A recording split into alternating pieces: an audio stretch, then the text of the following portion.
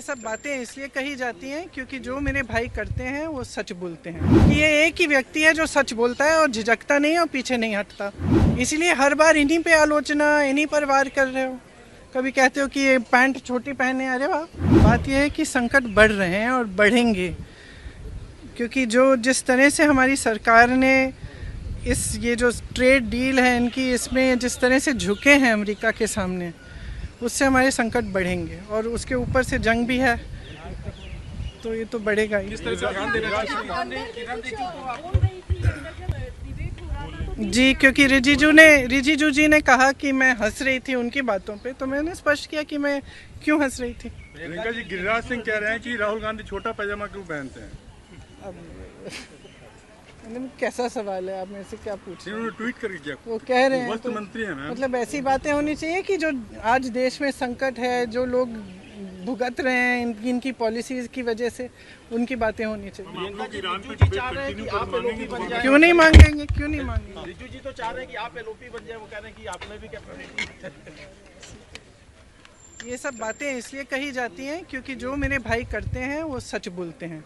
इनके सामने आज तक एक ही व्यक्ति है जो इस पूरे देश में जो झुका नहीं है। इन्होंने सब कोशिशें की, पैसे खर्चे, तमाम सोशल मीडिया की कैंपेन की, मीडिया पे कैंपेन की, तरह तरह की चीज़ें बोली, उनके बारे में कुछ नहीं चला है। सच्चाई उनके सामने है, लोग देख रहे हैं कि ये एक ही व्यक्ति है जो सच बोलता है और झिझकता नहीं और पीछे नहीं हटता। तो मुझे तो हंसी इसी बात पे आ रही थी कि तुम डर रहे हो इनसे। इनकी जो सच्चाई है, इनका जो सत्य है, वो पच ही नहीं रहा है।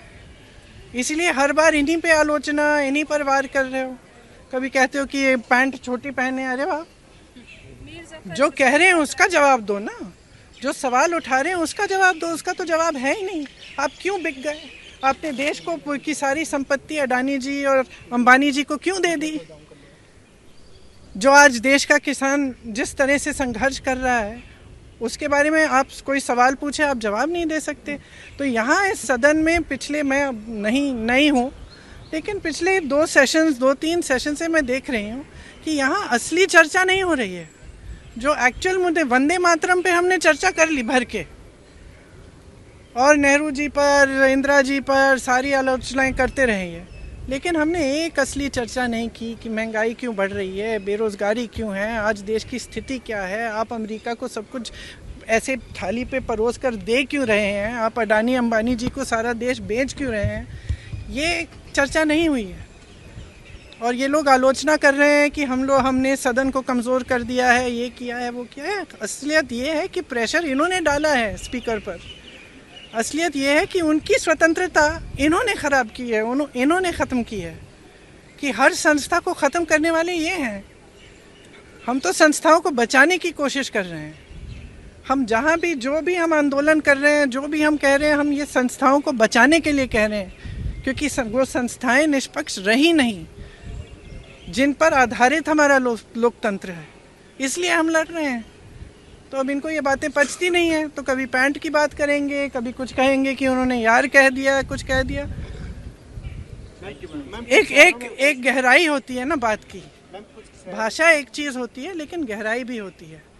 और जो इंसान बार बार सच कह रहा है, वो सच किसी न किसी तरह से बाहर आ जाता है। और इस देश की जनता की खासियत ये है कि चाहे समय लगे, लेकिन सच्चाई वो समझ जाते हैं। मुझे याद है मेरी दादी जी भी यही कहती थी कि आप नकली होने की कोशिश करो, कुछ भी दिखाने की कोशिश करो, अपनी इमेज बनाने की कोशिश करो, कुछ नहीं चलेगा। इस देश की जनता सच्चाई देख लेगी, देख रही है। समय लगा है, लेकिन देख रही है।